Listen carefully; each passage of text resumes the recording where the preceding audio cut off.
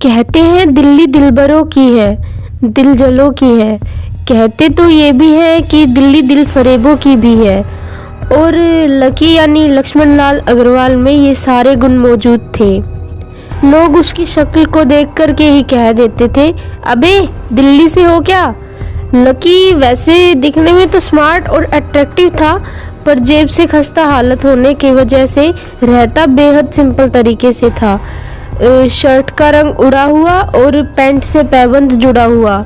कहने को तो उसकी उम्र के लड़के दिल्ली की सड़कों पर रात को मोटर बाइक दौड़ाते थे, लेकिन लकी उर्फ लक्ष्मण लाल अग्रवाल सिर्फ कमरे से कॉलेज, कॉलेज से पढ़ाई, गर्लफ्रेंड डिम्पल के साथ थोड़ा वक्त बिताना, कॉलेज से दुकान, दुकान से जब होम डिलीवरी आए तो वहाँ, और फिर घर जाता था।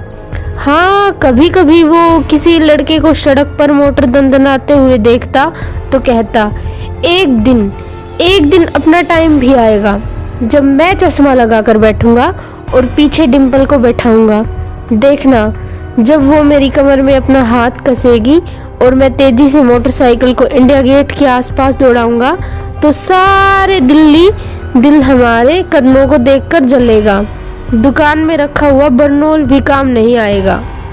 लकी ने कहा और अपने हाथ में बरनोल की क्रीम को दबा दिया। जैसे ही उसने क्रीम को दबाया तो क्रीम बाहर आ गई। अबे गधे, क्या कर रहा है? ये कोई स्पंज की गेंद है क्या जो दबा रहा है? दुकान के मालिक ने उससे फटकारते हुए कहा और उसके सर पर एक चपत लगा दी। सॉरी सर, सॉरी, लकी ने अपना सिर बचाते हुए कहा। वो करोल बाग में एक छोटी सी मेडिकल स्टोर पर काम करता था। उस दुकान का नाम था चमन मेडिकल स्टोर और उसके ओनर का नाम था चमन लाल। लकी पिछले 5 साल से इन्हीं की दुकान पर काम कर रहा था। इस छोटी सी दुकान और शॉप पर काम करना उसकी मजबूरी थी। लाइफ में कंगाली की वजह से उसे कॉलेज की पढ़ाई पूरी करने के लिए पार्ट टाइम जॉब करनी थी। उसने कई अच्छी जगह अच्छी नौकरी ढूंढी, नहीं मिली और वो इस मेडिकल स्टोर पर ही अटक गया। गधे, अब इसके पैसे क्या तेरा बाप भरेगा? कटेगा, इसका पैसा भी तेरी तनख्वाह से कटेगा और एमआरपी से के रेट से डबल कटेगा। चमन ने अपने दांतों को खिचखिचाते हुए कहा। गुस्से की वजह से उसकी नाक फूल गई थी और लकी की सांसें। उसने घबराते हुए ओनर से पूछा, एमआरपी से डबल क्यों सर जी? ताकि अगली बार तू गलती करने से पहले डबल बार सोचे, चमन ने कहा और उसके हाथ से ट्यूब छीन ली। उसका जी तो चाह रहा था कि वो लकी की खोपड़ी पर एक और बार अपना हाथ साफ कर ले, लेकिन इससे पहले दुकान पर फ़ोन बजने लगा। फ़ोन की घंटी बजते ही लकी को वहाँ से निकलने का मौका मिल गया और वो भागते हुए फ़ोन उठाने के लिए चला गया। हेलो जी, करोल बाग की बेस्ट मेडिकल स्टोर चमन मेडिकल स्टोर से बोल रहा हूँ, बताइए क्या काम था? ये लकी की पेटेंट लाइन थी। फ़ोन चाहे कहीं से भी आए, लेकिन फ़ोन पर उसे बस यही बोलना होता था। जैसे ही इधर लकी ने अपनी बात कही, आगे से जवाब आया, मैं प्रवीण नाइट होटल के कमरा नंबर 303 से बात कर रहा हूँ। एक छोटा सा ऑर्डर है, नोट करो और जल्दी से ऑर्डर की डिलीवरी करवा देना। वो एक लड़के की आवाज़ थी। उसकी आवाज़ में काफ़ी भारीपन था और एक अजीब सी जल्दबाजी थी। जैसे ही लकी ने वो आवाज़ सुनी तो उसे वो आवाज़ जानी पहचानी सी लगी। जी हाँ सर, बताइए आपका क्या ऑर्डर है? हाँ तो लिखो, हार्ट प्ले के 2 पैकेट और 1 पैकेट टिश्यू का। लकी जो कि अपना पेन लेकर वहीं खड़ा था, उसने हार्ट प्ले का नाम सुनते ही झिझक गया। असल में हार्ट प्ले नाम का एक कंडोम आता था और इसलिए लकी उसका नाम सुनते ही शर्मा गया था। इतने साल से भी मेडिकल की स्टोर पर काम करने के बाद उसे इन चीज़ों का नाम सुनते ही शर्म आती थी। हेलो भाई, लिख लिया कि नहीं लिखा? उस आदमी ने फिर से लकी से पूछा। जी सर, लिख लिया। लकी ने खिसियाकर हंसते हुए कहा। लिख लिया तो फिर लेकर निकलो, उस लड़के ने कहा। उसकी आवाज़ सुनकर न जाने ऐसा क्यों लग रहा था कि जैसे वो बहुत बड़ा आदमी था। जी सर, जी सर। सर लेकिन बाहर तो बारिश हो रही है, लकी ने कहा। उसने देखा कि बाहर बहुत तेज बारिश हो रही थी। उनकी दुकान के सामने पानी भर गया था और तेज हवा की वजह से चमन मेडिकल स्टोर का बोर्ड भी गिर गया था। लकी को लग रहा था कि इतनी तेज बारिश में अभी एकदम से तो नहीं निकल पाएगा, तो उसने उस लड़के को समझाते हुए कहा, सर मैं ऑर्डर तो ले आऊँगा पर थोड़ा टाइम लग जाएगा, बस बारिश थोड़ी थम जाए। आप इससे पहले कि वो कुछ बोल पाता, फ़ोन पर लड़का बोल पड़ा, तुम्हारे मालिक को पता है कि तुम मल्होत्रा जी के लड़के को मना कर रहे हो? हाँ पता है बारिश हो रही है, इसलिए सारा सामान अच्छे से थैली में पैक करके लाना, लेट नहीं होना चाहिए, समझे? उस लड़के ने कहा। इससे पहले कि लकी कुछ बोल पाता, लड़के ने फ़ोन काट दिया। उधर से लकी की दुकान का ओनर उसे घूर कर देखे जा रहा था। लकी के हाथ में पेन और पेपर देखकर वो समझ गया था कि उसके पास कोई ऑर्डर आया था। आज सुबह से तेज बारिश होने की वजह से दुकान पर इक्का दुक्का ही ग्राहक आए थे। ऐसे में उसकी दुकान का मालिक एक भी ऑर्डर छोड़ना नहीं चाहता था। वो लकी को देख रहा था और लकी बारिश का बहाना नहीं चलेगा, चमनलाल ने कहा। मैं बहाना नहीं कर रहा सर, थोड़ी बारिश धीमी हो जाए तो मैं चला जाऊंगा। अभी आप खुद ही देखिए कितनी तेज बारिश है। वो पता नहीं, कोई मिस्टर मल्होत्रा का बेटा कुछ ज़्यादा ही जल्दी में था। मैं पैदल तो पहुंच ही नहीं पाऊंगा इतनी जल्दी। लेकिन लकी ने कहा, क्या मिस्टर मल्होत्रा जी का बेटा? तू मेरी दुकान बंद करवाएगा क्या? अभी की अभी निकल, उनका ऑर्डर लेके, वो हमारे बहुत पुराने कस्टमर हैं, चमन ने कहा। पर लकी ने कहा ही था कि चमन बोला, पर कुछ नहीं चलेगा, मेरी मोटरसाइकिल ले जा। इतने उसने गुस्से में कहा।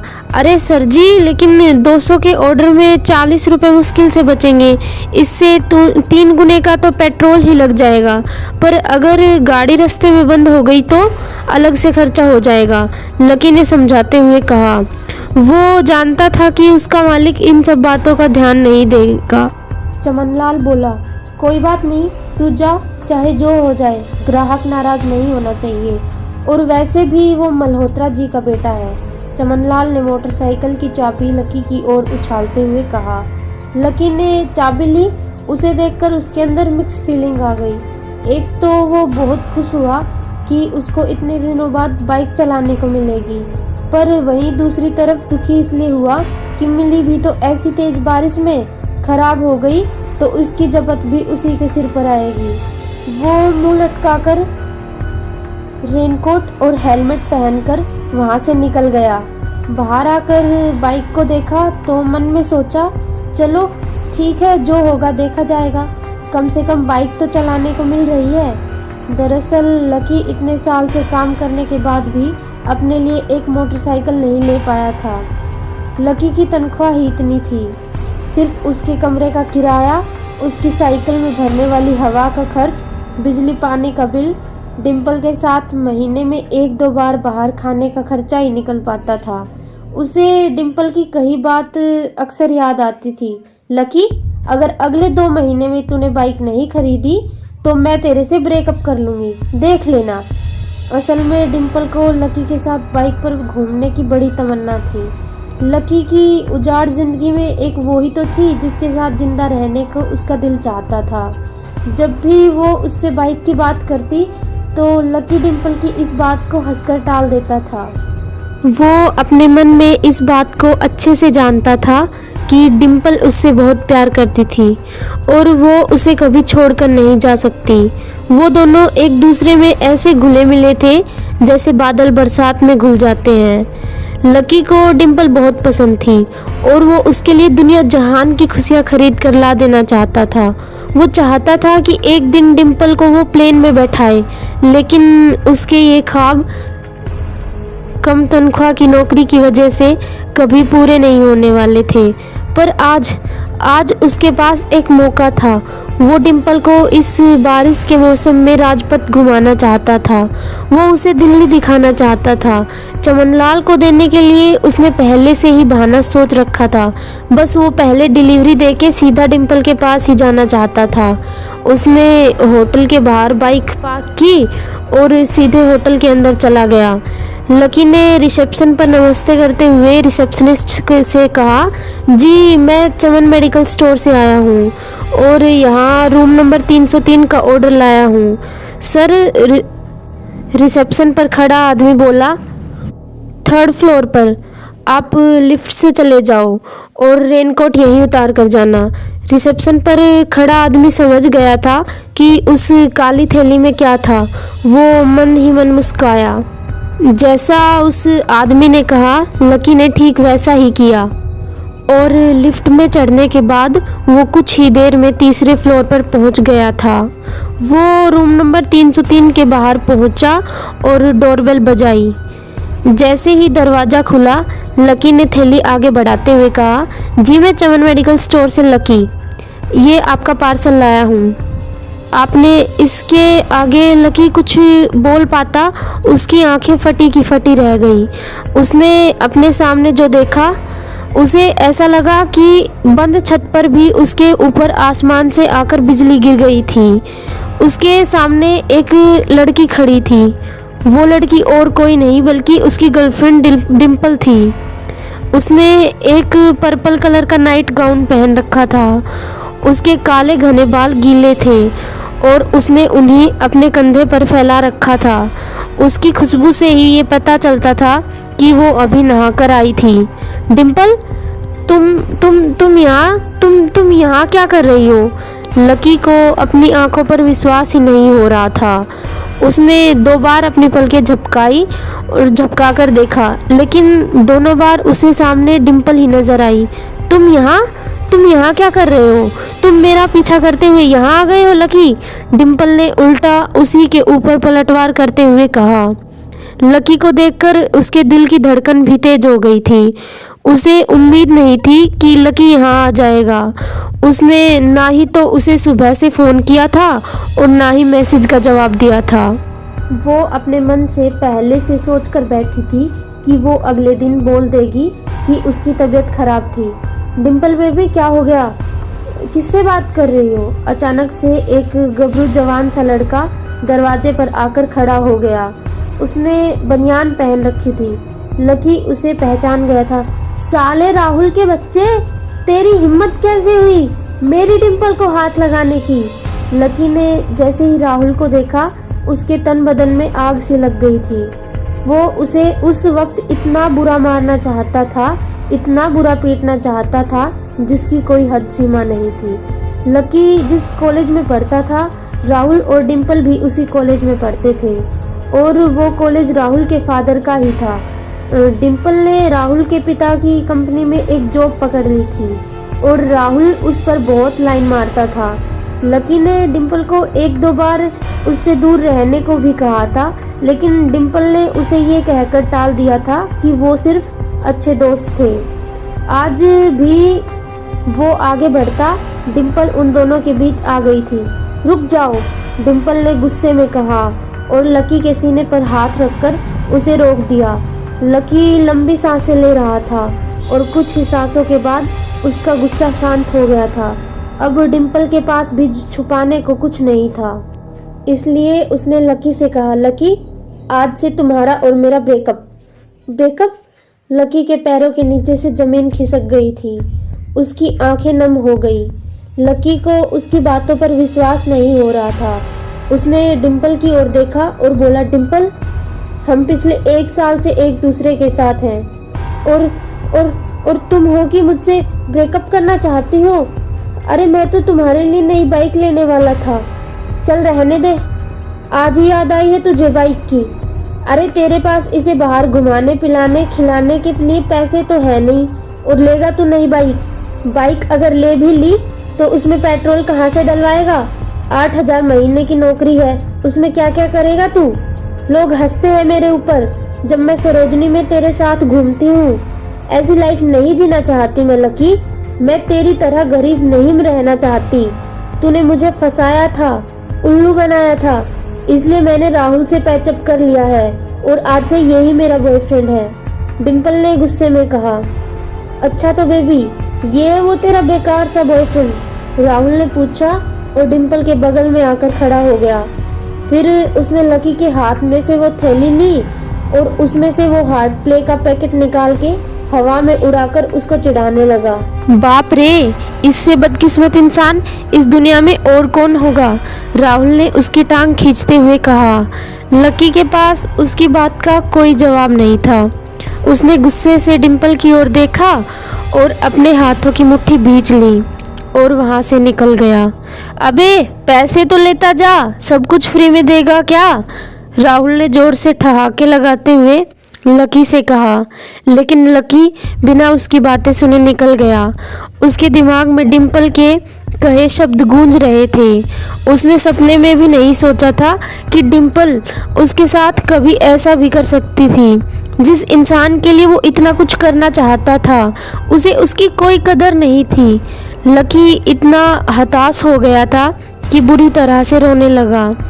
इस बार वो लिफ्ट से नहीं बल्कि सीढ़ियों से नीचे उतरा और एक एक सीढ़ी उतरने से उसके आंसू छलकते जा रहे थे। जब उसके पैरों की आवाज़ सुनकर कुछ लोग अपने कमरों से बाहर आए तो लकी ने तुरंत अपने आंसू पोंछे और तेजी से भाग गया। उसे जिंदगी में पहली बार प्यार हुआ था और पैसों की कमी से ना कि उसका प्यार बल्कि उसकी पूरी जिंदगी बर्बाद हो चुकी थी। लकी जैसे ही बाहर आया तो उसने देखा कि अंधेरा हो गया था। आसमान में तेज बिजली कड़की। बारिश जो थमी हुई थी एकाएक फिर से झमाझम बरसने लगी। ये देख लकी के थमे हुए आंसू फिर से छलक गए। उसका दिल बुरी तरह से रो रहा था। वो टूट चुका था, लेकिन उसे इस बात की खुशी भी हो रही थी कि उसे डिम्पल का चेहरा नजर आ गया। वो तो उसके साथ घर बसाने की सोच रहा था, लेकिन अच्छा हुआ उसने पहले ही अपना घर बर्बाद होने से बचा लिया। लकी को दुख तो बहुत हो रहा था, पर उसे ये भी लग रहा था कि आगे चलकर ये ही दुख उसे खुशी देने वाला था। लेकिन एक चीज़ थी जो उसे परेशान कर रही थी, वो थी उसकी माली हालत। उसकी जेब इतनी तंग थी कि उसे फटी हुई जेब की पैंट पहनकर घूमना पड़ता था। कभी कभी तो लकी सिर्फ रोटी खाकर ही दिन काट लेता था। वो कब से कोशिश कर रहा था कि कोई अच्छा काम पकड़ सके, लेकिन उसे कोई काम देने को राजी ही नहीं था। उसने टूटे हुए दिल को दिलासा देते हुए मन में सोचा कि डिम्पल पर खर्च होने वाले पैसे बचाकर शायद उसकी हालत सुधर जाएगी, पर फिर भी वो रातों रात रईस नहीं हो जाने वाला था। उसने ऊपर आसमान की ओर देखा और जोर से चिल्लाया, अगर इतना ही अनलकी बनाना था तो फिर नाम लकी क्यों रखा भगवान? वो जितनी जोर से चिल्ला सकता था उतनी जोर से चिल्लाया। उसकी आवाज़ से आसपास खड़े लोग एक बार तो डर गए थे। लकी ऊपर ही देख रहा था और उसके आंसू बारिश के पानी के साथ मिल गए थे। जैसे ही वो फूटकर रोने वाला था, तभी उसके फ़ोन पर एक मैसेज आया। जैसे ही लकी ने अपना फ़ोन निकालकर उस मैसेज को पढ़ना शुरू किया, उसकी तो आंखें ही चमक गई थी। अचानक उसके आंसू हंसी में बदल गए और वो जोर जोर से वहीं सड़क पर नाचने लगा। मैसेज में लिखा था, परिवार के रिसर्च और परिवार के निर्णय के हिसाब से अग्रवाल परिवार का वारिस लक्ष्मण लाल अग्रवाल उर्फ लकी ने गरीबी अभ्यास की परीक्षा पास कर ली है और आज से ही वो ज़मीन और जायदाद का मालिक हो जाएगा जो परिवार ने उसके नाम कर रखी थी। ये ऐसा मैसेज था। कौन था लकी? क्या थी उसकी असलियत? कैसे वो रातों रात अनलकी से लकी हो गया था? आपको क्या लगता है, क्या होंगे इन सभी सवालों के जवाब?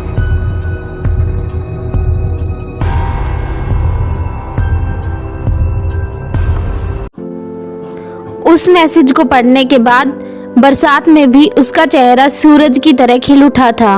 लकी ने इस मैसेज को पढ़ के ख़त्म किया ही था कि उसके फ़ोन पर बारिश की बूंदें जमा होने लगी थी। लकी ने थोड़ी देर की खुशी मनाने के बाद याद किया कि वो सच में गरीब नहीं था। असल में उसके परिवार ने उसे परीक्षा में डाल रखा था जिसका नाम था गरीबी अभ्यास परीक्षा।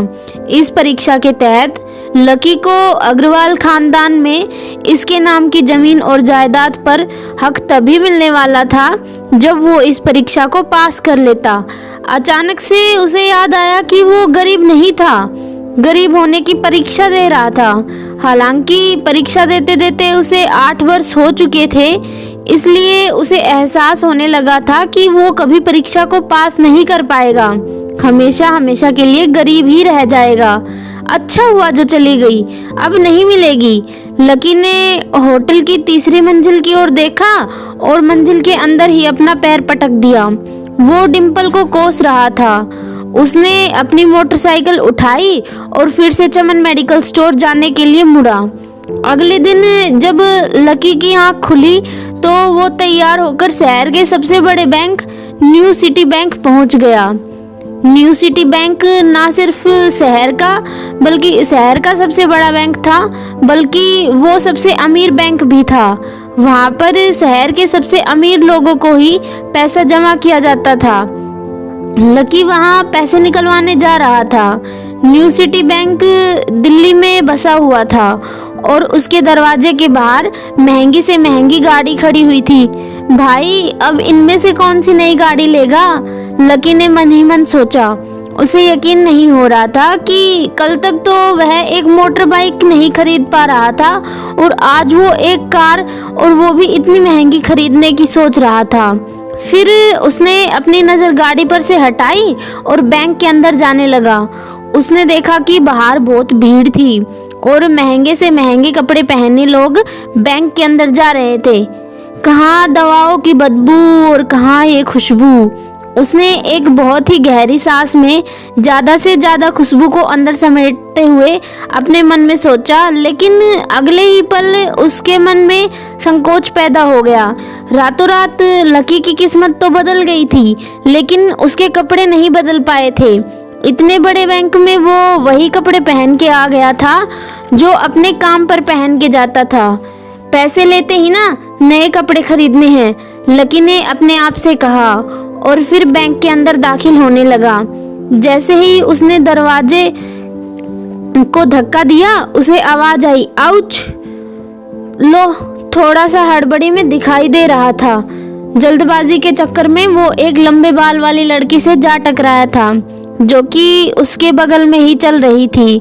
माफ करना, मैं आपको देख नहीं पाया, सॉरी। लकी ने तुरंत उससे हाथ जोड़कर माफी मांगते हुए कहा। उस लड़की ने इतने अच्छे कपड़े पहन रखे थे कि उसे देखकर लग रहा था कि वो किसी अमीर घराने की लड़की थी, इसलिए सॉरी बोलते वक्त ना चाहते हुए भी लकी के हाथ उसके सामने जुड़ गए थे। लेकिन जब उस लड़की ने उसके कपड़े और हुलिये को देखा तो उसने अपनी नाक बाईं ओर सिकोड़ ली। वो लगभग हर रोज इस बैंक में आया करती थी, पर उसने आज तक लकी जैसे फटीचर को बैंक के अंदर घुसते हुए नहीं देखा था। उसने लंबे बालों वाली लड़की ने अपने बालों में आंवले के तेल लगा रखा था, जिससे आंवले के तेल की गंध आ रही थी। उसने गुस्से भरी नजरों से लकी की ओर देखा और बोली, क्यों देख नहीं पाए? मैं क्या ट्रांसपेरेंट हूँ? तुम्हें इतनी बड़ी लड़की दिखाई नहीं देती? इससे पहले कि बात आगे बढ़ती, मैनेजर यास्मीन पटेल उन दोनों की ओर बढ़ी चली आ रही थी। उसने भी लकी को देखकर वैसी ही शक्ल बनाई जैसी शक्ल उस लड़की ने बनाई थी। आई एम सॉरी मिस, आपको लगी तो नहीं? नहीं, यास्मीन ने उस लड़की से पूछा। फिर खिज भरी नजरों से लकी की ओर देखा। लकी तमतमाती नजरों से उन दोनों की ओर देखे जा रहा था। वो जानता था कि उसने इतनी जोर से दरवाजे को धक्का नहीं लगाया था कि चोट लग जाए। दरअसल उसे पता नहीं था कि वो लोग उसे नहीं, उसके कपड़ों को देख रही थी। यास्मीन ने लकी को ऊपर से नीचे तक देखा और न जाने क्यों उसके मन में शक पैदा हो गया। क्या आप मुझे बता सकते हैं कि आप यहाँ किस काम के लिए आए हैं? यास्मीन ने बड़ी मुश्किल से अपने चेहरे पर मुस्कान लाते हुए कहा। वो उसका हुलिया देखकर समझ गई थी कि वो यहाँ का कस्टमर तो नहीं है। लकी ने अपने आप को संभाला और कहा, हाँ वो मैं अपना पैसा निकलवाने के लिए आया था। पैसा निकलवाने के लिए आए हो? यास्मीन ने लकी की बात को दोहराते हुए कहा। वैसे तो वो लकी की बात पर हंसना चाहती थी, उसने अपने आप को थोड़ा सा काबू में कर लिया था। उसे लकी की बात सुनकर लग रहा था कि वो कोई पागल है जो यहाँ जबरदस्ती घुसा चला आ रहा था। हाँ तो क्या आपके पास कोई कार्ड है? यास्मीन ने आगे पूछा। न्यू सिटी बैंक का कार्ड हासिल करना एक बहुत ही मुश्किल काम था। अगर किसी को भी उस बैंक का कार्ड लेना था तो कम से कम उस व्यक्ति के अपने खाते में 5 लाख रुपए जमा करवाने के रखने पड़ते थे, तब कहीं जाकर उसे कार्ड मिलता था। लेकिन लकी तो यहाँ पहली बार ही आया था, इसलिए उसके पास कार्ड होने की कोई संभावना ही नहीं थी। लकी जब यास्मीन के सवाल का जवाब नहीं दे पाया तो यास्मीन ने फिर उससे पूछा, मैं पूछ रही हूँ कि कार्ड है? वो समझ गई थी कि लकी पागल ही था जो कहीं से भाग करके सीधा बैंक में आ गया था। कार्ड नहीं, कार्ड तो नहीं है मेरे पास, लकी ने इसके सवाल का जवाब दिया और फिर वो इधर उधर देखने लगा। जैसे ही उस लंबे बालों वाली लड़की ने उसका जवाब सुना तो वो खिलखिलाकर हंस पड़ी। यास्मीन को तो लग रहा था कि वो पागल है, लेकिन वो लड़की तो मान ही चुकी थी कि यह सच में ही पागल है, ये कहीं झोपड़पट्टी से आ गया है। इससे पहले कि वो कुछ कह पाती, लंबी बालों वाली लड़की के पिता वहां आ गए। चलो बेटी। उनके हाथों में कुछ कागजात थे। लकी ने देखा कि उसने महंगा सूट पहन रखा था। उस लड़की ने यास्मीन का हाथ पकड़ा और बोली, यास्मीन देखो, अगर बैंक में ऐसे ही सड़क छाप लोग ऐसे ही तुम्हारे बैंक में घुसते रहे तो ऐसे ही कस्टमर को परेशान करने लगे, तुम्हारी बैंक की इमेज और सेल्स दोनों खराब होंगी। एक मैनेजर होने के नाते तुम्हें इन सब चीज़ों का ध्यान रखना होगा। मुझे उम्मीद है कि आगे मेरे साथ ऐसा कुछ नहीं होगा, उस लड़की ने कहा और अपने पिता के साथ बैंक के बाहर चली गई। उस लड़की ने यास्मीन का हाथ पकड़ा और बोली, यास्मीन देखो, अगर ऐसे ही सड़क छाप लोग ऐसे ही तुम्हारे बैंक में घुसे चले आए और ऐसे ही कस्टमर को परेशान करने लगे, तुम्हारी बैंक की इमेज और सेल्स दोनों खराब होंगी। एक मैनेजर होने के नाते तुम्हें इन सब चीज़ों का ध्यान रखना होगा। मुझे ये उम्मीद है कि आगे मेरे साथ ऐसा कुछ नहीं होगा, उस लड़की ने कहा और अपने पिता के साथ बैंक के बाहर चली गई। अपना ध्यान रखना कोयल मैडम, मैनेजर ने उसकी गाड़ी तक छोड़ने के लिए आते हुए कहा। आज तो बाल बाल बच गई। कोयल और उसके पिता इस बैंक के काफ़ी पुराने कस्टमर थे और अगर आज यास्मीन उन्हें नाराज़ कर देती और वो उसके बैंक से अपना खाता बंद करवा देते तो शायद यास्मीन की नौकरी भी चली जाती। और यह सब हो रहा था उस पागल लकी की वजह से। इसे जल्द से जल्द यहाँ से भगाना पड़ेगा, यास्मीन ने अपने आप से कहा और फिर बैंक के अंदर आ गई। यास्मीन उसे अपने बैंक से बाहर निकालने के तरीके के बारे में सोच रही थी, मगर जैसे ही वो बैंक के अंदर दाखिल हुई उसने देखा कि लकी वहाँ था ही नहीं। अरे अब ये कहाँ चला गया, उसने अपने आप से पूछा और इधर उधर देखने लगी, लेकिन लकी वहाँ भी नहीं था। यास्मीन को अच्छे से पता था कि वो उसके सामने से बाहर नहीं निकला, इसका मतलब था कि वो बैंक के अंदर ही था, लेकिन यास्मीन उसे ढूंढ नहीं पा रही थी। कुछ देर तक यास्मीन सारे कोनों को देखकर यह सोचने लगी शायद लकी यहाँ खुद को असहज महसूस कर रहा होगा। जब वो कोयल को दरवाजे तक पर छोड़ने के लिए आई तब उसके पीछे पीछे निकल गया होगा। चलो जान बची, यास्मीन ने अपने आप से कहा और अपने कैबिन में आकर बैठ गई। जैसे ही उसने आज के दिन की पहली फाइल उठाई उसे किसी एक की झलक दिखी, वो कोई और नहीं लकी ही था। अरे ये कहाँ छिपा हुआ था, यास्मीन ने अपने आप से कहा और तुरंत फाइल को ऑफिस की टेबल पर रखकर बाहर आ गई। उसने देखा कि लकी बैंक में VIP लॉन्च के बाहर खड़ा था और उसने खंबे की आड़ में की वजह से वो यास्मीन की नज़र से बाहर हो गया था। अब यास्मीन को तो वो मिल गया था, लेकिन उसके लिए उससे भी बड़ी एक और मुसीबत हो गई थी। लकी जिस कमरे के बाहर अभी खड़ा था, उस कमरे के अंदर शहर के सभी रईस लोगों का उठना बैठना था। बैंक के सिलसिले में ये सभी लोग यहाँ आके बातें किया करते थे। ये कमरे के अंदर जो लोग बैठे थे, इन सब के करोड़ों रुपए बैंक के खाते में जमा थे। अब अगर ऐसे में लकी वहाँ घुसा जाता तो सब लोग यास्मीन की गर्दन पर चढ़ जाते। रुको, जहाँ हो वहीं खड़े रहो, यास्मीन जोर से और गुस्से से चिल्लाई। बाकी के लोग भी वहाँ जो खड़े थे वो यास्मीन की ये चीख सुनकर खड़े हो गए। कुछ लोगों को इतनी जोर की आवाज़ करके गुस्सा भी आया। यास्मीन सबसे मुस्कुराते हुए माफ़ी मांगते हुए आगे बढ़ती जा रही थी। वो लकी को किसी भी तरह उस कमरे में जाने से रोकना चाहती थी, लेकिन उससे पहले ही वो उस कमरे के अंदर दाखिल हो चुका था। अरे यार, ये आदमी है या गधा? यास्मीन ने अपना ही सिर पीटते हुए कहा और वो भी उस कमरे के दरवाजे की ओर बढ़ने लगी। उसने उस कमरे का दरवाजा खोलने की कोशिश की, लेकिन वो अंदर से लॉक हो गया था।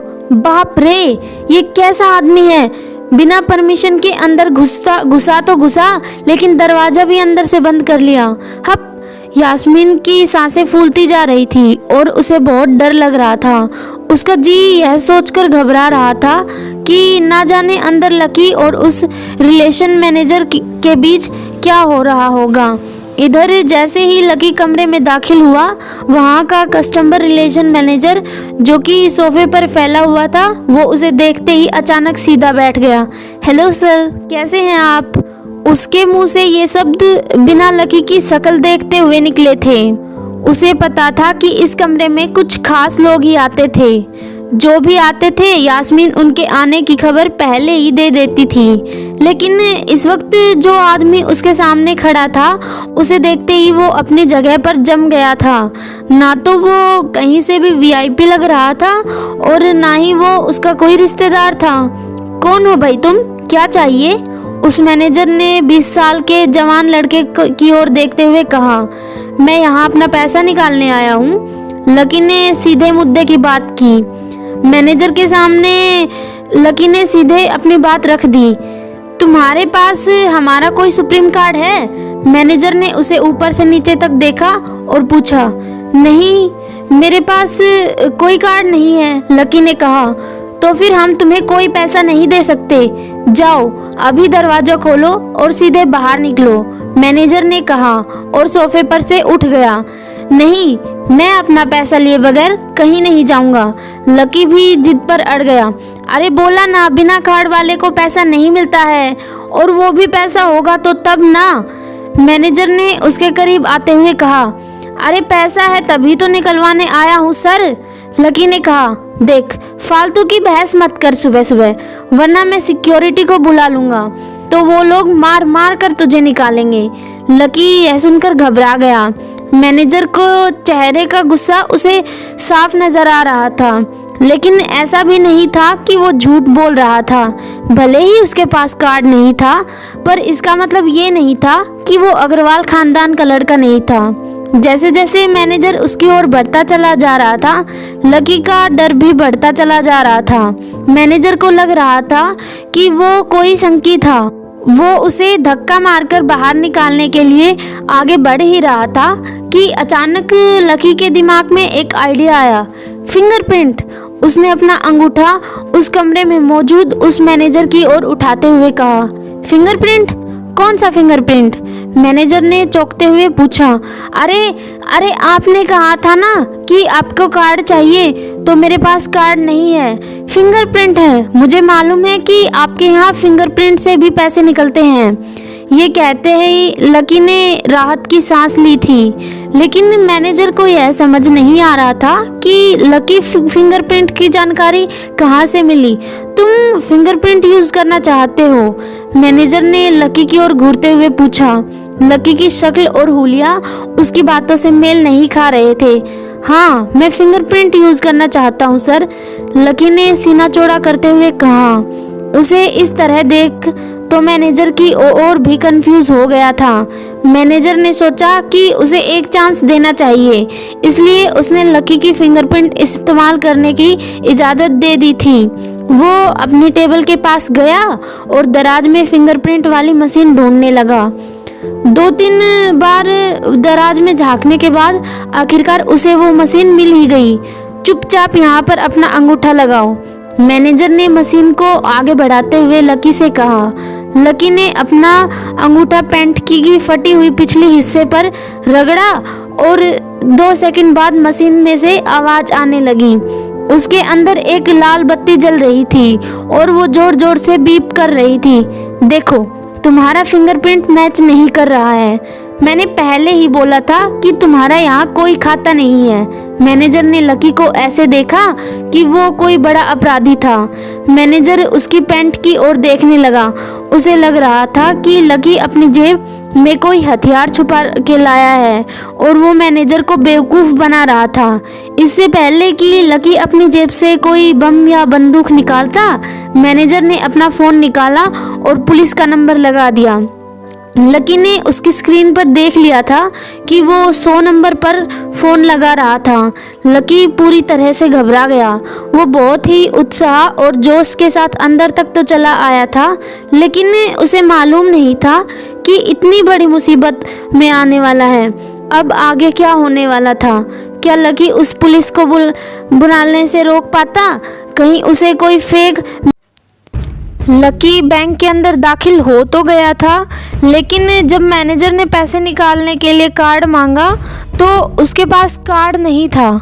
उसकी फटेहाल हालत को देखकर पहले ही मैनेजर को गुस्सा आ रहा था और उसमें लकी ने यह डिमांड रख दी थी कि वह फिंगरप्रिंट से पैसे निकलवाना चाहता था।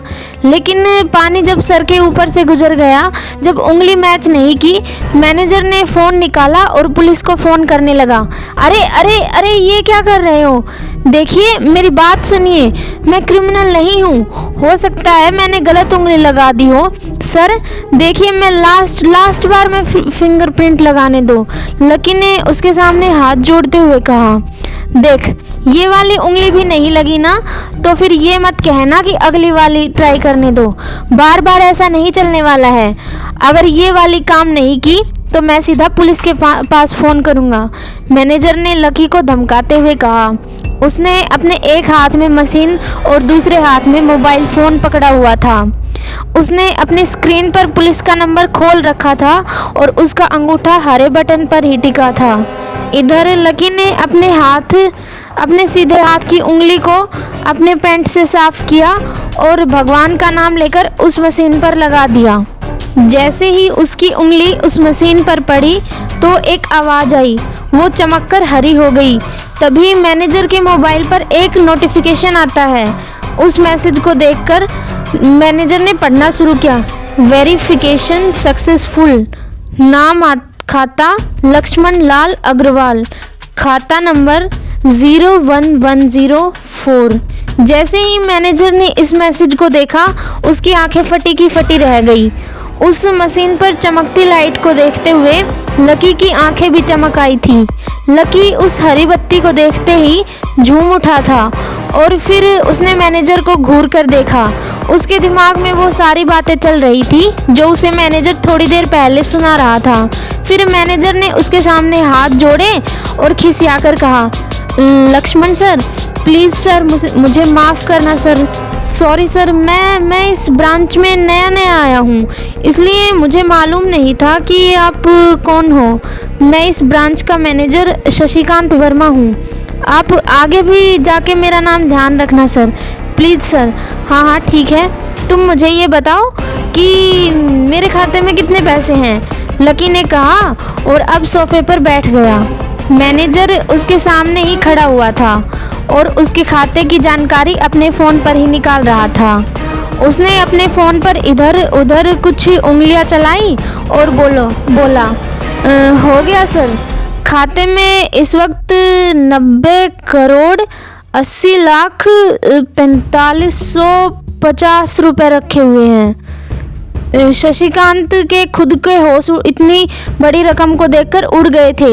उसे विश्वास नहीं हो रहा था कि इस इंसान के खाते में इतने पैसे भी हो सकते हैं। लकी की शक्ल देखकर तो नहीं लग रहा था कि उसकी उम्र 20-22 साल ही थी और उसके खाते में इतने सारे पैसे थे, तो ये वाकई बहुत बड़ी बात थी।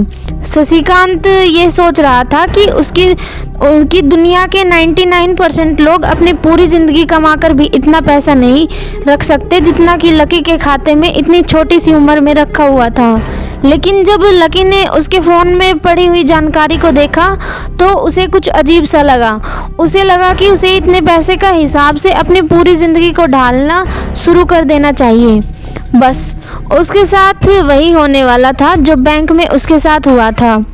बैंक मैनेजर: अरे सर, खाते में पैसों के अलावा और भी चीज़ें हैं, ये आपको बताना चाहता हूँ सर, प्लीज़ रुकिए। मैनेजर ने फ़ोन पर फिर से अपनी उंगलियां चलाई और बोला, ये तो आपके खाते में एक फरारी जुड़ी दिखा रहा है। इसके अलावा आपके खाते में 2 किलो सोने की ईंटें रखी हुई हैं, 5 किलो सोने की 20 ईंटें, पिकासो की 3 असली पेंटिंग, 20 हीरे, वो भी 24 कैरेट के। मैनेजर ने हांफते हुए और अपने पसीने साफ करते हुए इतना सारा धन देखने के बाद शशिकांत की आंखें तो बाहर ही निकल आई थी। उसने कभी लकी जितना अमीर आदमी अपनी ज़िंदगी में नहीं देखा था। जितना पैसा, सोना, जायदाद उसके पास था, उसका 10% भी इस ब्रांच में किसी और के पास नहीं था।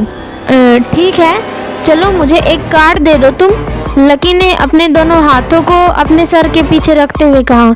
जी सर, मैं अभी आपके लिए एक नया कार्ड बनवा देता हूँ सर, मुझे बस 10 मिनट दीजिए, बस 10 मिनट, शशिकांत ने कहा और फिर लकी के सामने ही निकल गया।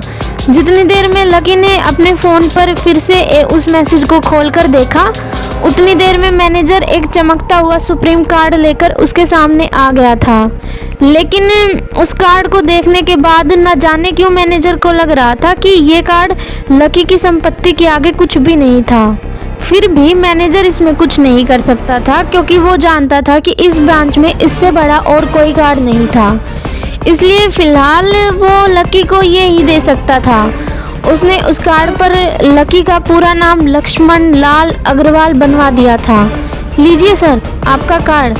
पासवर्ड वगैरह सर आपको आपकी ईमेल पर मिल जाएगा, शशिकांत ने मुस्कुराते हुए कहा और वो लकी के सामने हाथ जोड़कर खड़ा हो गया। फिर लकी ने उस कार्ड को उलट पलट कर देखा और फिर अपनी जगह से खड़ा होकर वहाँ से बाहर निकलने लगा। शशिकांत का मन तो ये कर रहा था कि वो उसे दरवाजे तक छोड़ने आए, लेकिन उसकी ड्यूटी इसी ऑफिस में थी, वो किसी को बाहर छोड़ने नहीं जा सकता था। फिर भी वो लकी के लिए दरवाज़ा खोलने के लिए आगे आ गया था। इधर यास्मीन अपने कैबिन में सिर पकड़े हुए बैठी थी। उसे समझ नहीं आ रहा था कि आखिर अंदर चल क्या रहा था। एक पल के लिए तो उसे लगा कि लकी पागल नहीं, बदमाश था कोई और उसने शशिकांत को बंदी बना लिया था। लेकिन जब वो लकी के लिए कार्ड लेने के लिए दफ्तर से बाहर आया तो यास्मीन को लगा कि कुछ गड़बड़ नहीं है। फिर ये इतनी जल्दी से कहाँ जा रहा है, उसने अपने आप से पूछा। शशिकांत को सुरक्षित देख बैंक के बाकी लोग भी पीछे हट गए थे। वैसे भी उसे देखकर सब लोग अपनी अपनी जगह पर वापस दौड़े चले जाते थे। शशिकांत का खौफ ही ऐसा था कि उसकी आंखों की झलक से खड़ा कर्मचारी भी जाकर के कुर्सी पर बैठ जाता था। लेकिन एक बार शशिकांत के बाहर आने के बाद दोबारा बाहर नहीं आया था और ना ही लकी कमरे से बाहर आया था। इधर यास्मीन परेशान हुए जा रही थी। वो जानती थी कि अगर कुछ भी गड़बड़ हुई तो सबसे पहले उसकी नौकरी जाने वाली थी। उसने बड़ी मुश्किल और मेहनत करके इस नौकरी को हासिल किया था और वो किसी पागल की वजह से इसे अपने हाथ से नहीं गंवा देना चाहती थी। जैसे ही परेशान यास्मीन ने नज़र उठाकर फिर से उस कमरे की ओर देखा तो पाया कि लकी बहुत ही आराम से उस कमरे से दरवाजे की ओर बढ़ता चला आ रहा है। हे रुको, तुम इस तरह नहीं जा सकते, यास्मीन जोर से चिल्लाई और भागते हुए लकी के पास चली गई। तुम्हारी हिम्मत कैसे हुई जबरदस्ती हमारे वीआईपी रूम में घुसे चले जाने की? यास्मीन ने गुस्से में पूछा। उसका मन तो ऐसा कर रहा था कि वो लकी के गिरेबान पकड़कर झकझोर दे, लेकिन उसने अपने आप को रोक रखा था। मैंने पहले भी कहा था ना आपसे, मैं सिर्फ अपना पैसा लेने आया था और कुछ नहीं, लकी ने कहा और मुस्कुराने लगा। यास्मीन ने देखा कि उसके हाथ में एक सुप्रीम कार्ड था और वो उसकी उंगलियों के बीच चमक रहा था। यास्मीन के दिमाग में आया कि लकी में ये कार्ड अंदर से चुरा तो नहीं लिया है। इससे पहले वो यहाँ से चोरी करके भागता, यास्मीन जोर से चिल्लाई, सिक्योरिटी सिक्योरिटी। उसकी आवाज़ को सुन के दो बंदूक वाले दौड़े वहाँ चले आए। ये चोरी करके भाग रहा है, पकड़ो इसे। लकी ने यास्मीन की ये बात सुनी तो उसके कान खड़े हो गए। इससे पहले कि वो वहाँ से अपनी जान बचा करके भाग पाता, सिक्योरिटी वालों ने उसे दबोच लिया था और फिर उसकी जेब टटोलने लगे थे। इधर यास्मीन ने देखा कि सुप्रीम कार्ड पर उसने अपना नाम भी खुदवा लिया था। तुम्हारी इतनी हिम्मत कि तुमने शशिकांत सर को डराकर अपना नाम भी लिखवा लिया। इसकी जेबें चेक करो, यास्मीन ने गुस्से में कहा। दोनों में से एक कार्ड लकी की जेब में टटोलने लगा। लकी को समझ नहीं आ रहा था कि आखिर ये लड़की उसे समझ क्या रही थी। अगर उसे उसकी खाते या उसकी संपत्ति या उसके परिवार के बारे में पता चल जाता तो यास्मीन उसके पैरों में गिर जाती। इससे पहले कि लकी अपनी सफाई में कुछ कह पाता, एक गार्ड बोला, मैडम इसकी जेब में तो कुछ नहीं है, इसकी जेबें तो फटी हुई हैं। फिर दूसरे गार्ड ने कहा, मैडम हो सकता है कि ये इसी जेब में चाकू रख कर लाया हो और उसको निकालते वक्त उसी चाकू से इसकी जेबें फट गई हो। मुझे तो ऐसा ही लग रहा है। दूसरे सिपाही ने अपनी लड़खड़ाती जबान में बोला, अरे पागल हो क्या, ये सब आप लोग क्या क्या बोल रहे हो। इससे पहले कि लकी आगे कुछ बोल पाता, एक गार्ड ने उसके दोनों हाथों को मरोड़ दिया था।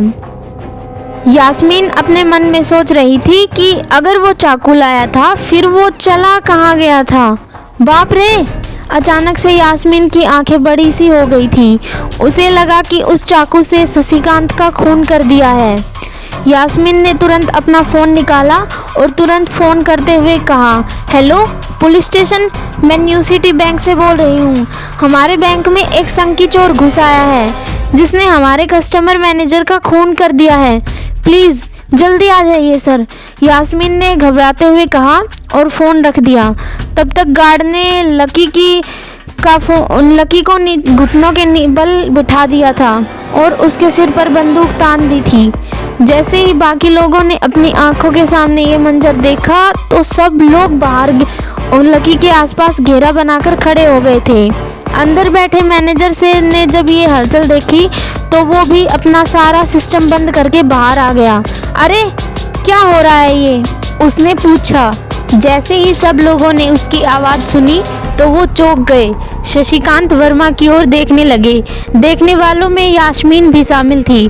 उसने देखा तो उसका मैनेजर जिंदा है, सही सलामत उसकी आंखों के सामने खड़ा है। सर आप जिंदा हैं, यास्मीन ने बड़े ही आश्चर्य और खुशी के भाव से शशिकांत की ओर देखकर कहा। लेकिन अगले ही पल उसकी खुशी की जगह दुख ने ले ली थी। उसे एहसास हो रहा था कि उसने आखिर इतनी बड़ी गलती कर दी है। यास्मीन ने अपनी ही जुबान काट ली थी और उसके जले पर नमक छिड़का शशिकांत ने। उसने कहा, मैं क्यों इतनी जल्दी मरने लगा और तुमने ये सब क्या तमाशा लगा रखा है, उसने कहा और फिर उस भीड़ की ओर बढ़ने लगा। जैसे ही वो आगे आया उसने देखा कि लकी को गन पॉइंट पर बैठा रखा है। अरे ये किसने किया ये? शशिकांत तुरंत लकी की ओर दौड़ा और उसने उसके पास खड़े दोनों गार्ड्स को हटा दिया। फिर लकी को उठाने के लिए अपना हाथ आगे बढ़ा दिया और बोला, sir I am really sorry sir, बेवकूफ़ी के लिए मैं आपसे माफ़ी मांगता हूँ sir, I am really sorry sir. Shashikant उसके पैरों में गिरने को हो गया था। लकी उसका हाथ पकड़कर खड़ा हुआ और फिर यास्मीन की ओर घूरने लगा। आप पूछ रहे थे ना किसने किया ये सब? इसने किया ये सब, और इसने सिर्फ इतना ही नहीं किया, इसने पुलिस को भी बुला लिया है। इसे लग रहा है कि मैं कोई क्रिमिनल हूँ जिसने आपका खून कर दिया है। मैं आपके बैंक से ये कार्ड चुरा कर भाग रहा हूँ। ये कार्ड जो आपने मुझे दिया है। लकी ने यास्मीन की ओर उंगली दिखाते हुए गुस्से में कहा। अचानक ही लोग थोड़ा पीछे हट गए, यास्मीन को देखने लगे। यास्मीन घबराई हुई कभी फर्श की ओर तो कभी छत की ओर देखे जा रही थी। यास्मीन, जो मैं सुन रहा हूँ क्या ये सच है? शशिकांत को यास्मीन को घूरते हुए गुस्से में पूछा। उसके आर्तों में छुपे गुस्से को यास्मीन बर्दाश्त नहीं कर पा रही थी, इसलिए उसने हिम्मत ना तो लकी से और ना ही शशिकांत से आंखें मिलाने की हो रही थी। फिर भी वो जानती थी कि अगर इस वक्त वो चुप रही तो ये उसके लिए खतरनाक हो सकता था। इसलिए उसने कहा, सर ये सब मेरी गलती है सर, मेरी बहुत बड़ी गलती है। ये सब मेरी मिसअंडरस्टैंडिंग है सर। मुझे लगा कि ये ज़बरदस्ती अंदर घुसाया है, इसने आपके ऊपर हमला करके ज़बरदस्ती ये गार्ड बनवा लिया है और फिर आपको मार दिया है सर। यास्मीन ने घबराते हुए कहा। उसकी डरी सहमी सी आंखों से अब आंसू ही आ गए थे। मैनेजर ने जब उसकी ये बात सुनी तो अपना सिर पकड़ लिया। यास्मीन जैसी समझदार लड़की इतनी बड़ी भूल कैसे कर सकती है? उसने लकी को पहचाना कैसे नहीं? खैर, मैनेजर को लगा कि इसमें उसकी कोई गलती नहीं थी। जब वो खुद लकी को नहीं पहचान पाया था तो यास्मीन कैसे पहचान पाती? इसलिए उसने सोचा कि सबके सामने तमाशा बनाने की बजाय यास्मीन को अलग से समझाना पड़ेगा। वो यास्मीन को एक कोने में ले जाकर लकी की सच्चाई बताने लगा। शशिकांत ने उसका हाथ पकड़ा और उसे खींचकर खंबे की ओर ले गया और बोला, तुम्हें मालूम है ये कौन है? अरे ये लक्ष्मण लाल अग्रवाल है। लक्ष्मण अग्रवाल खानदान का वारिस। पता है ना, अग्रवाल खानदान की हमारे यहाँ जितनी शाखाएं हैं उनमें सबसे बड़ा खाता है। यास्मीन ने जैसे ही ये नाम सुना उसके पैरों के नीचे से ज़मीन खिसक गई। वो जानती थी कि न्यू सिटी बैंक इतनी ऊंचाइयों तक पहुंचा था तो उसके पीछे अग्रवाल खानदान का सबसे बड़ा हाथ था। इस बात का जिक्र उसने तब भी किया था जब उसे नौकरी ज्वाइन की थी।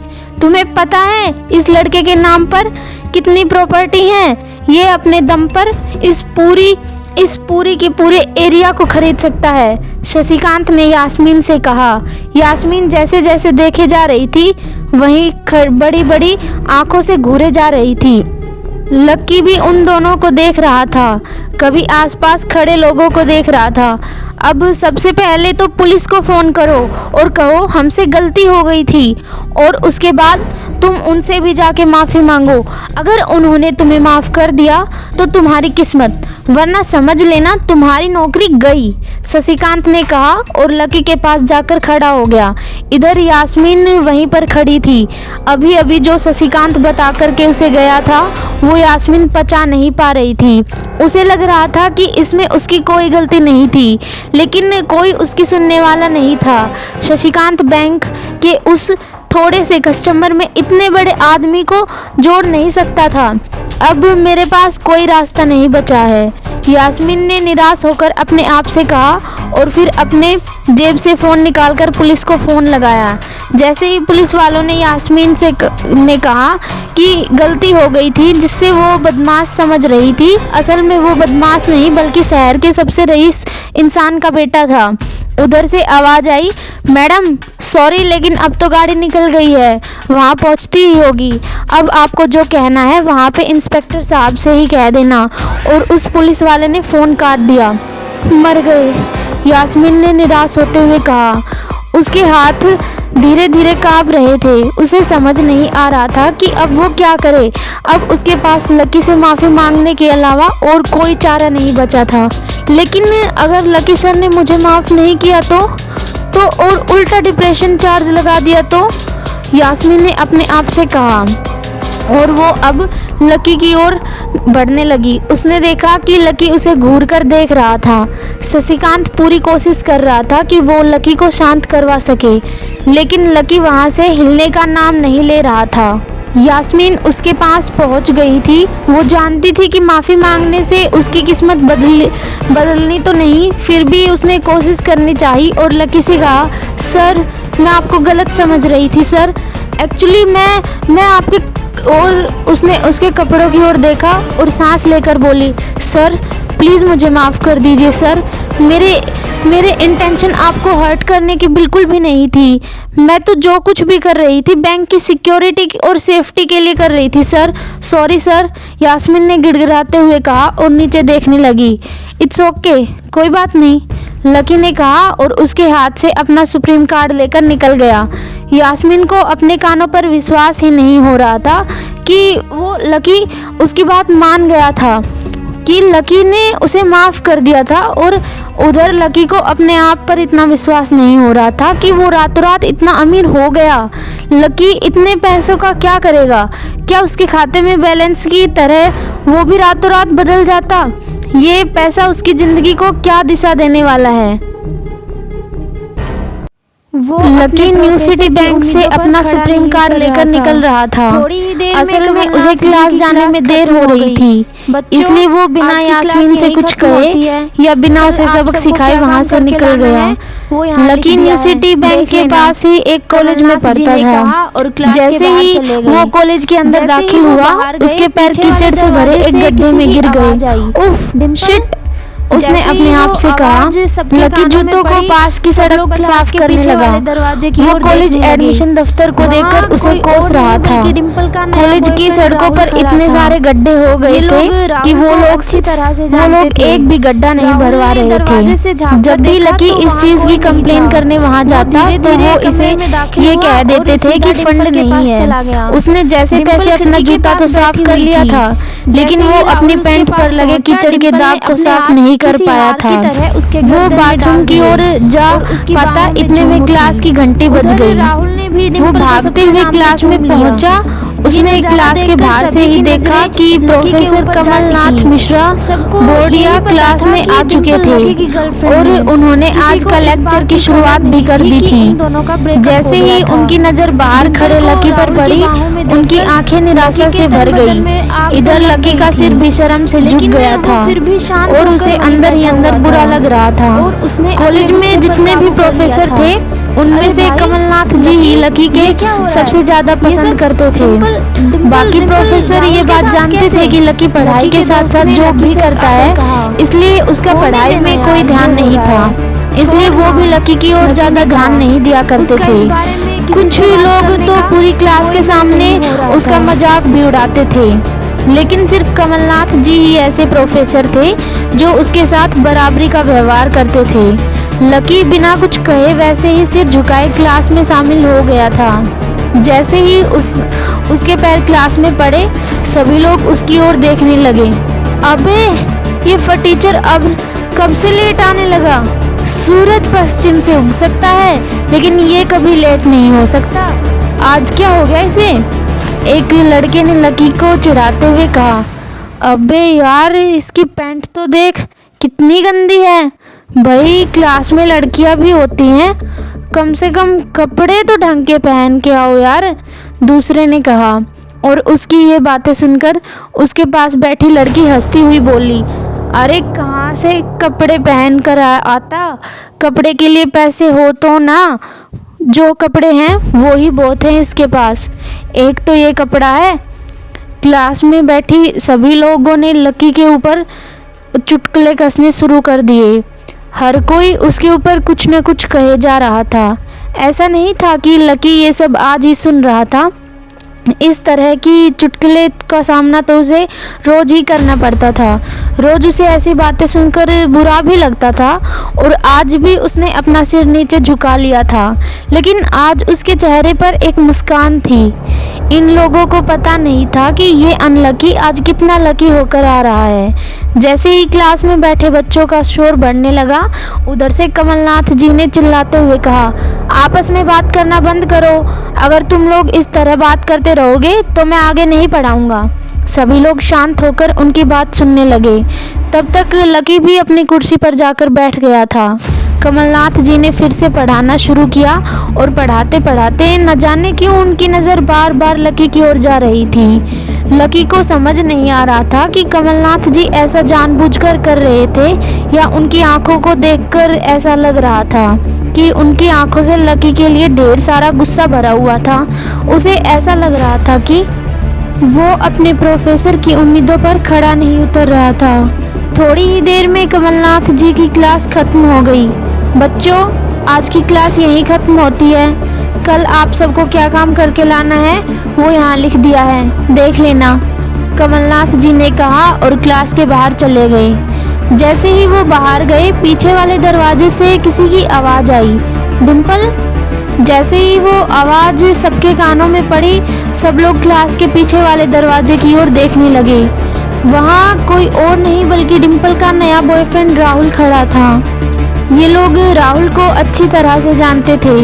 राहुल ने दरवाजे से झांक कर देखा तो वहाँ कोई नहीं था।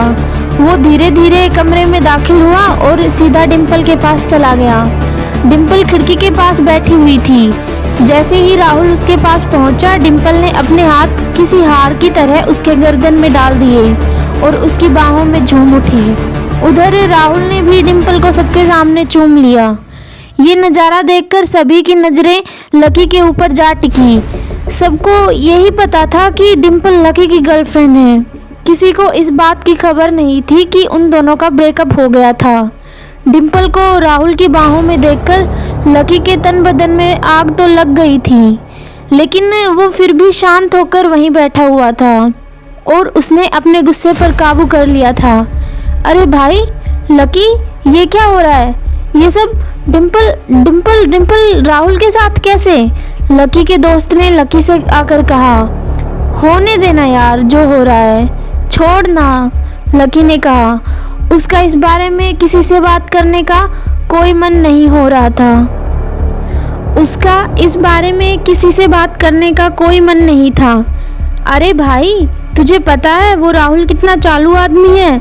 अभी तक इस कॉलेज की 5 लड़कियों को फंसा चुका है और ये डिम्पल छठी है, लकी के दोस्त प्रीतम ने उसे कहा।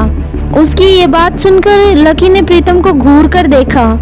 प्रीतम को लगा कि लकी को उसकी बात का बुरा लगा था, लेकिन अगले ही पल वो उसे देखकर मुस्कुराया और बोला, कोई बात नहीं भाई, सबकी अपनी अपनी लाइफ है। ये कहकर लकी डिम्पल की ओर देखने लगा। डिम्पल राहुल की बाहों में इतरा रही थी। वो जानती नहीं थी कि लकी राहुल और उसके पिता को उनके कारोबार सहित खरीद सकता था। उधर जैसे ही डिम्पल और राहुल की नज़र लकी पर पड़ी तो वो जानबूझकर उसे छेड़ने के लिए उसके सामने से गुजरने लगे। अच्छा लकी, सुनना जरा। अचानक से डिम्पल लकी के सामने रुकी और बोली। उसने अभी भी राहुल की कमर में अपना एक हाथ डाल रखा था। फिर उसने अपने दूसरे हाथ से अपना फ़ोन निकाला और उसका कवर खोलकर लकी के मुंह पर फेंक दिया। बोली, क्योंकि मैं तुम्हारे साथ नहीं हूँ तो मुझे तुम्हारे इस बेकार से कवर की कोई ज़रूरत नहीं है, इसे तुम अपने पास रख सकते हो। लकी ने उसे कुछ नहीं कहा और नीचे गिरा हुआ कवर उठाकर अपनी टेबल पर रख लिया। बेबी, इसने तुम्हें ये कवर गिफ्ट किया? कवर कौन गिफ्ट देता है भाई? राहुल ने उसके सामने ही डिम्पल से कहा। राहुल लकी को नीचा दिखाने का एक भी मौका अपने हाथ से नहीं जाने देना चाहता था। लकी अंदर ही अंदर मुस्कुरा रहा था। डिम्पल ने राहुल की ओर देखा और बोली, बेबी, बात यह है कि जिसकी मोबाइल खरीदने की औकात नहीं होती वो सिर्फ कवर ही गिफ्ट दे सकता है, और क्या। कोई बात नहीं बेबी, मैं तुम्हें एक नया फ़ोन दिलवाता हूँ। आ जाओ, चलते हैं कमोड प्लेस और लाते हैं बेबी के लिए एक नया फ़ोन, राहुल ने कहा। लकी का मन तो यही कर रहा था कि वो राहुल के ऊपर जोर से हंसे, लेकिन उसने अपनी हंसी को रोक लिया था।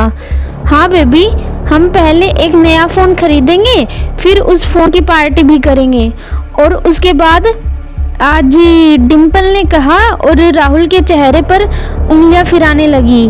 राहुल भी और लकी भी दोनों डिम्पल के इन इशारों को समझ गए थे। लकी जानता था कि वो ये सब उसे चिढ़ाने के लिए कर रही है, लेकिन लकी को खुद के लिए नहीं बल्कि डिम्पल के लिए बुरा लग रहा था।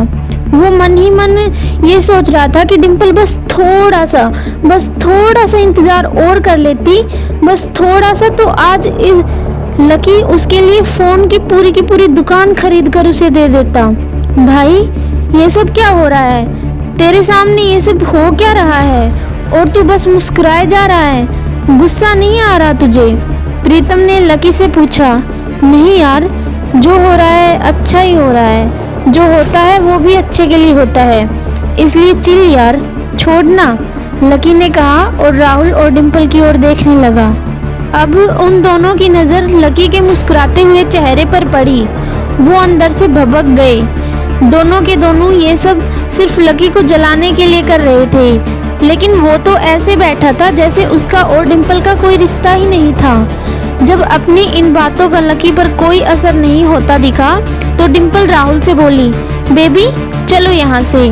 बेबी नहीं बेबी, हबी।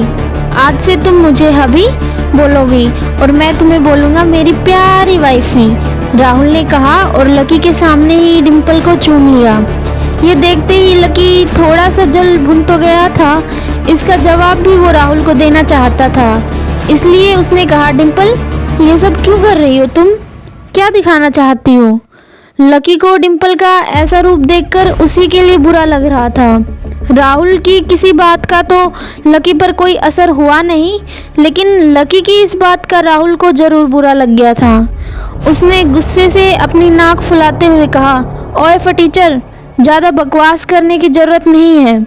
आज के बाद तूने मेरी डिम्पल को कुछ कहा या उसकी तरफ आंख उठाकर भी देखा तो मैं राजपथ पर तेरी परेड लगवा दूंगा। रहने दे भाई, उसकी ज़रूरत नहीं पड़ेगी।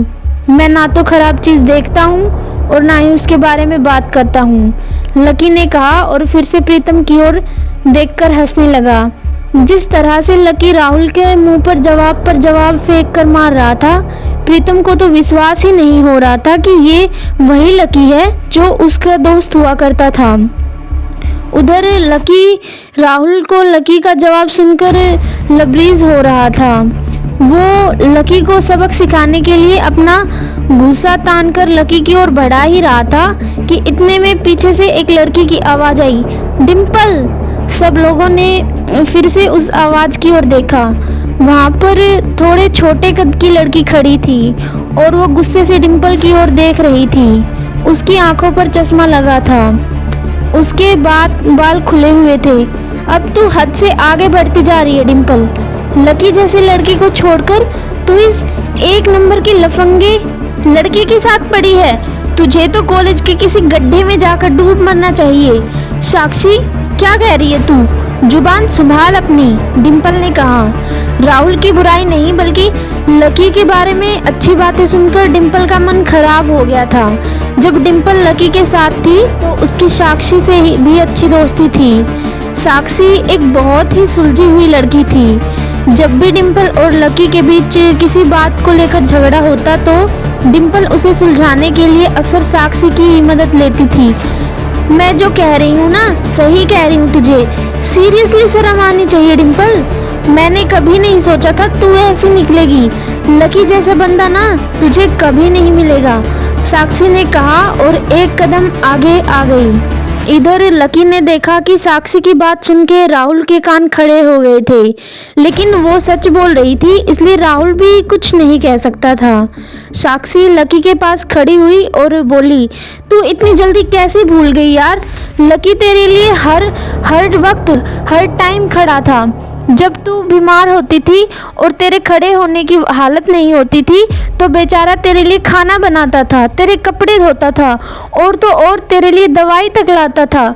तुझे याद है ना जब हम हिमाचल घूमने गए थे और तेरे पैर में मोच आ गई थी तो ये बेचारा अपनी नौकरी छोड़कर भागा भागा रात में हमारे पास आ गया था। इतना प्यार किया इसने तुझे और तू इसे छोड़कर जा रही है, साक्षी ने कहा। अपने लिए साक्षी के मुंह से इतना सब कुछ सुन लेने के बाद लकी ने अपनी गर्दन नीचे झुका ली थी। उसे डिम्पल के साथ बिताए वो सारे लम्हे याद आ रहे थे। वो डिम्पल के ऊपर जान छिड़कता था। उसका बस चलता तो वो डिम्पल को अपनी हथेलियों पर लेकर घूमता। भले ही उस वक्त उसके पास पैसे नहीं थे, डिम्पल की छोटी छोटी डिमांड को पूरा करने के लिए वो अपनी जान लगा देता था। जो कवर डिम्पल ने उसके मुंह पर फेंक कर मारा था, वो कवर को खरीदने के लिए लकी ने 3 दिन तक ओवर टाइम किया था। लकी को जैसे ही ये सब याद आया, उसकी पलकों की कोरें भीग गई थी। अभी साक्षी की बात पूरी नहीं हुई थी। अरे ये लकी अपनी छोटी सी सैलरी में से भी रोज तेरे गोलगप्पे के लिए पैसे निकालता था। तुझे नहीं पता है, मुझे पता है कि आज भी एक बाइक खरीदने के लिए बंदा तेरे लिए पैसे जुटा रहा था। रोज दाल और रोटी खा रहा था सिर्फ इसलिए ताकि तुझे बाइक पर घुमा सके। और तू ऐसे आदमी को नीचा दिखाने की कोशिश कर रही है। ये सब सुनकर डिम्पल का चेहरा भी बुझ गया था। उसे भी साक्षी की कही बातें दिल पर लग गई थी, लेकिन इस वक्त वो राहुल के साथ थी और उसका हाथ राहुल की कमर में था। वो चाहकर भी राहुल के खिलाफ ना तो कुछ बोल सकती थी और ना ही कुछ सुन सकती थी।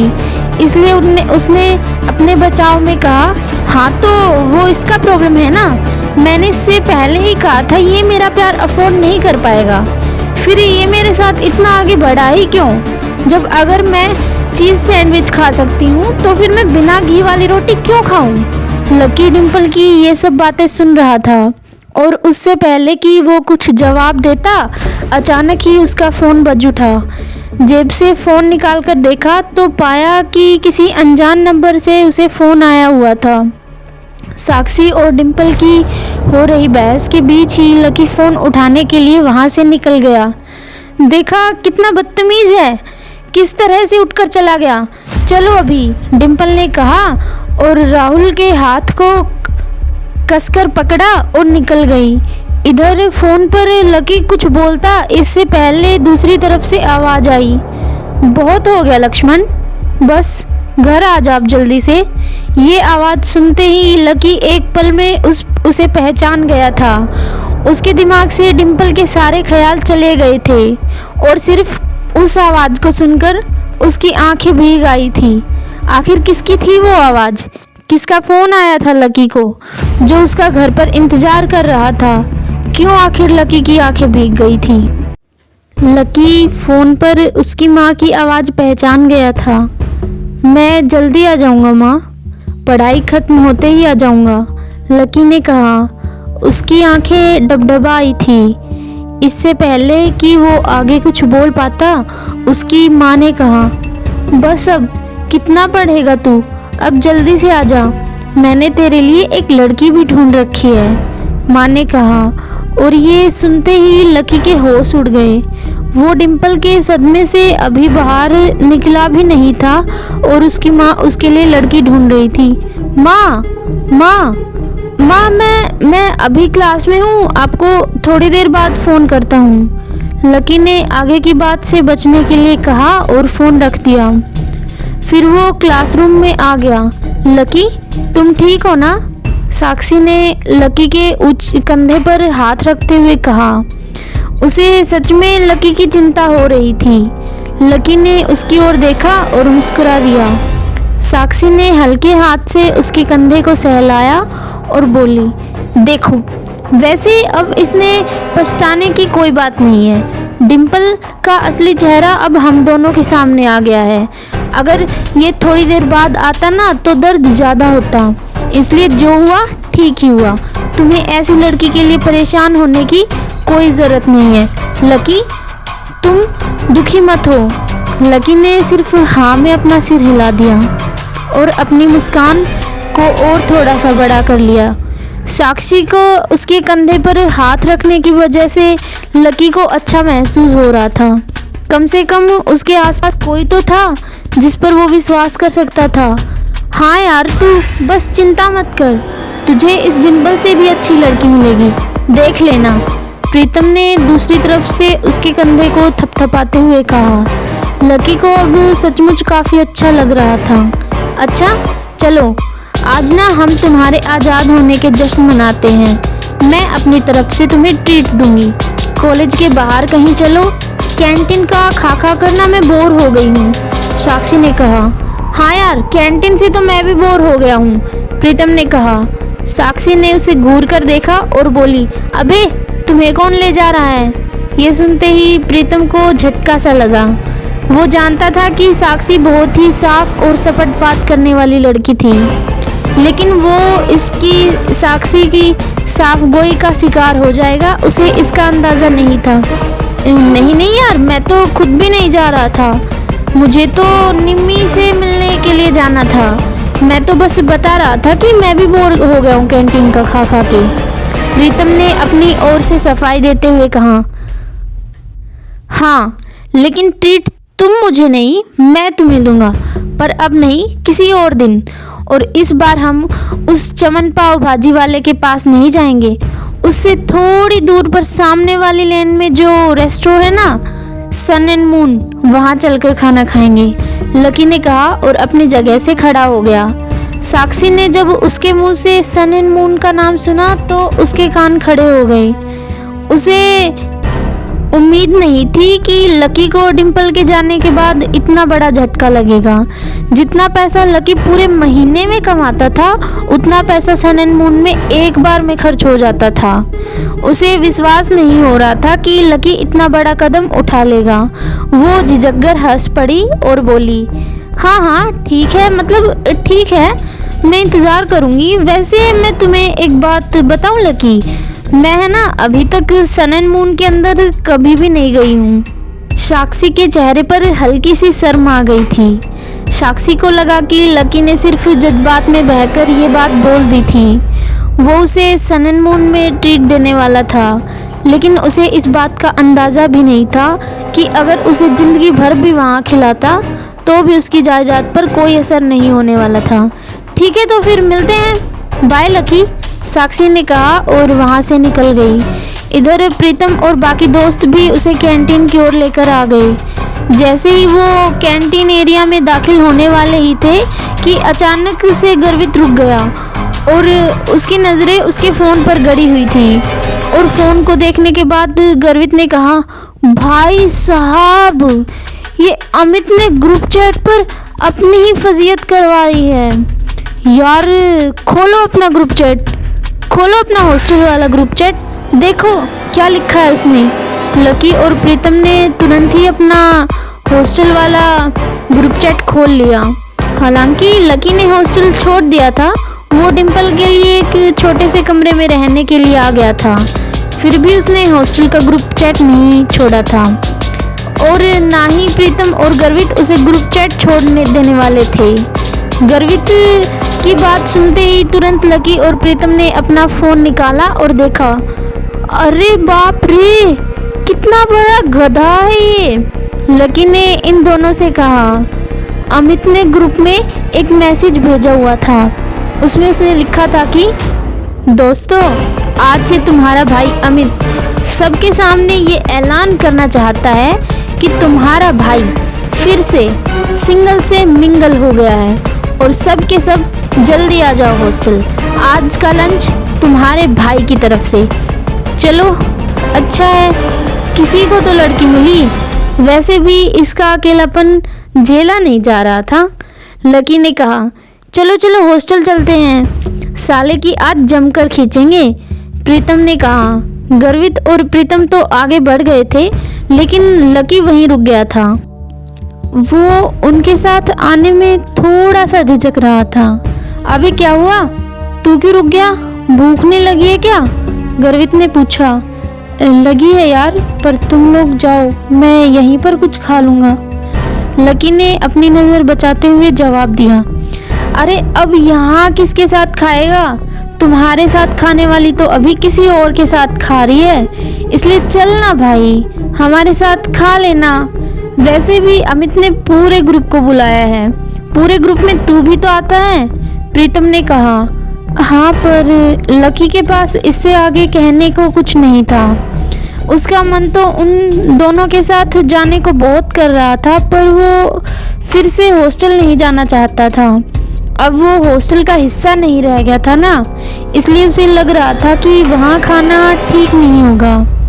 भाई, मुझे मालूम है तू क्या सोच रहा है, लेकिन तुझे मालूम है हम क्या सोच रहे हैं, गर्वित ने कहा। क्या सोच रहे हो, लकी ने उत्साह में पूछा। प्रीतम और गर्वित दोनों मुस्कुराने लगे और लकी को देखकर बोले, आज के आज ही हम तेरा कमरा खाली कर देंगे। गर्वित ने कहा, क्यों? कमरा क्यों खाली कर दोगे? लकी ने पूछा। क्योंकि तू फिर से हमारे साथ रहने के लिए आ रहा है साले। प्रीतम ने खुशी से उसके कंधे पर हाथ रखा और उसे खींचकर लाने लगा। लकी ये बात सुनकर खुश हो गया था।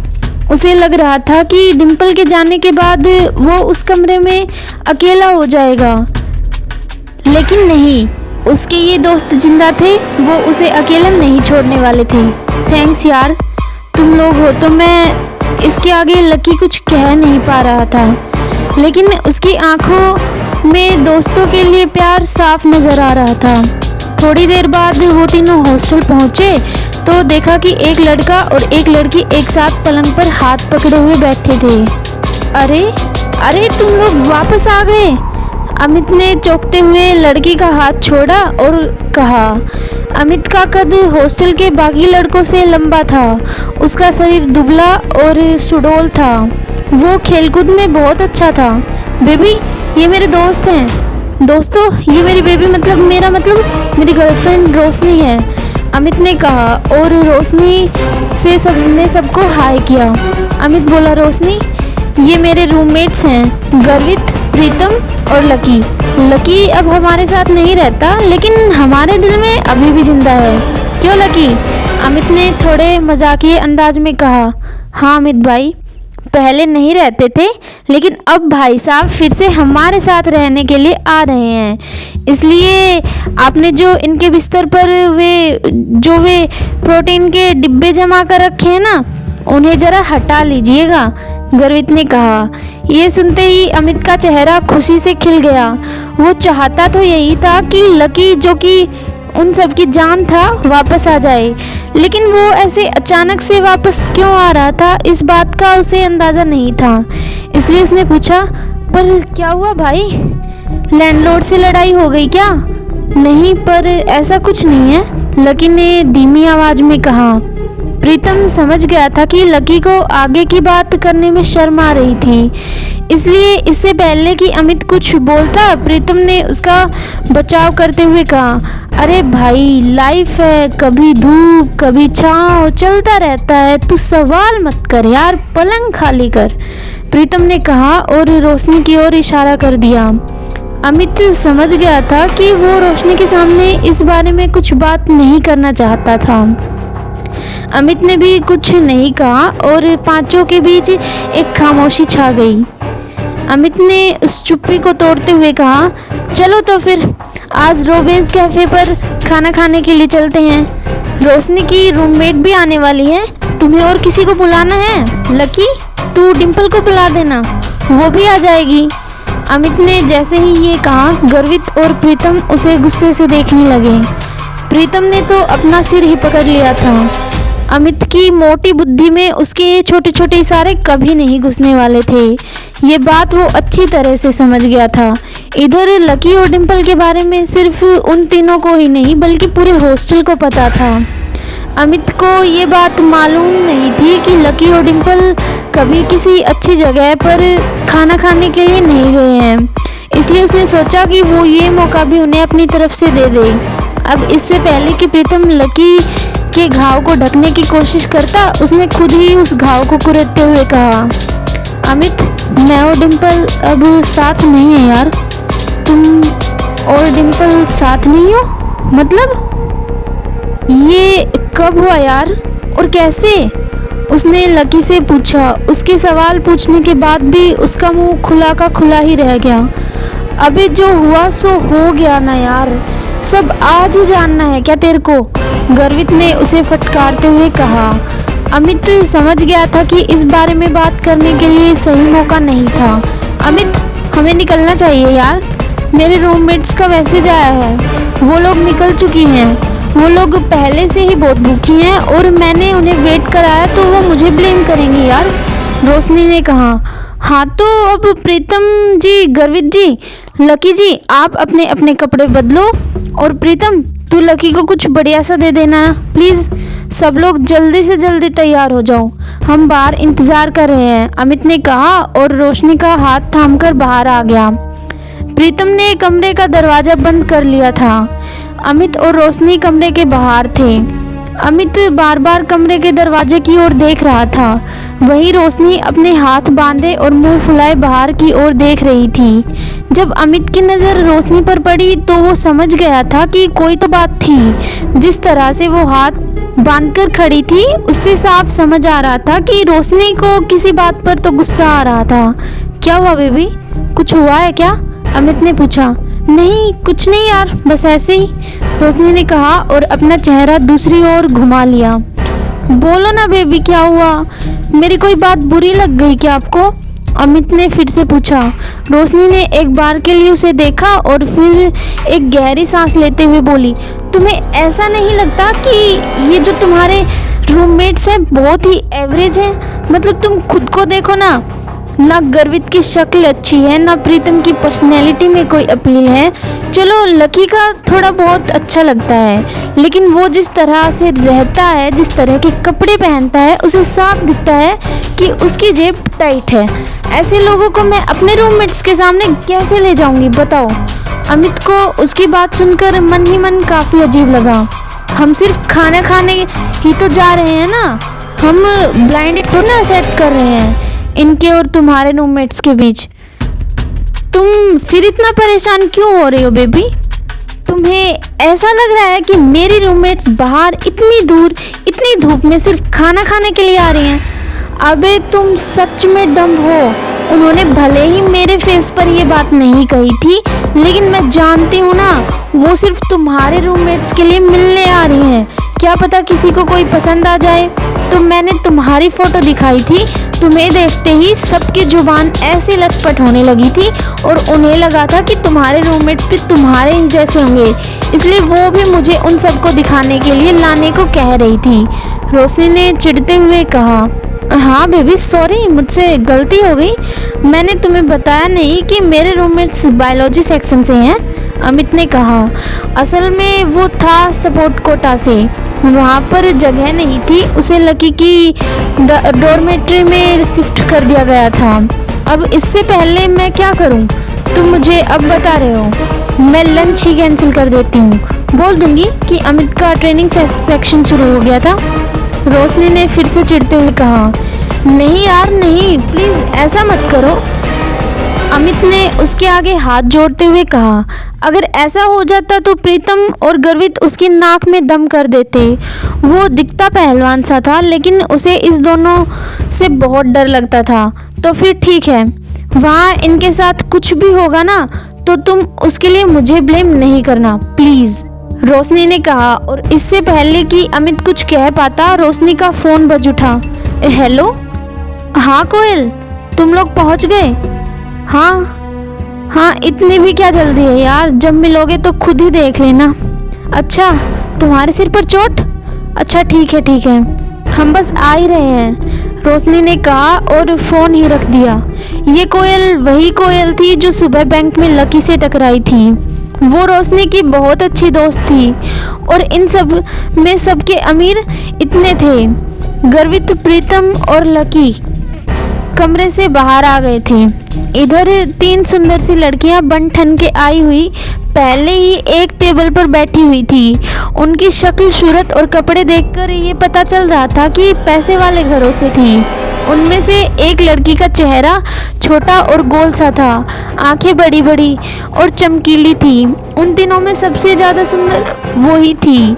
कोयल, तुम्हारे सिर पर लाल सा क्या लगा हुआ है? कहीं कोई चोट वोट लगी थी क्या? एक लड़की ने कोयल से पूछा। कोयल ने तुरंत अपना फ़ोन निकाला और तुरंत अपनी चोट को देखने लगी। हाँ यार, आज सुबह मैं अपने पापा के साथ न्यू सिटी बैंक में गई हुई थी, तो वहाँ पे एक गधे से टकरा गई। इतना बेवकूफ़ आदमी मैंने अपनी ज़िंदगी में नहीं देखा। मन तो कर रहा था कि उसका मुंह नोच लूँ, कोयल ने कहा। इधर कोयल लकी को कोस रही थी, जबकि दोनों इस बात से अनजान थे कि उनका सामना होने वाला है। आखिर क्या धमाका होगा जब कोयल और लकी एक दूसरे के सामने आएंगे? क्या वो लकी को माफ़ करेगी या उसकी इंसल्ट करेगी, वो भी उसके दोस्तों के सामने, या फिर लकी को उसका जवाब दे पाएगा।